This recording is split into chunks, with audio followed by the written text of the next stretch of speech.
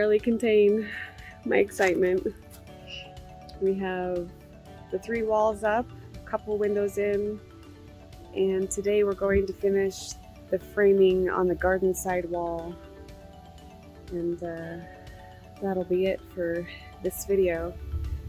And the next video we'll be putting all the windows in and start going towards the roofing.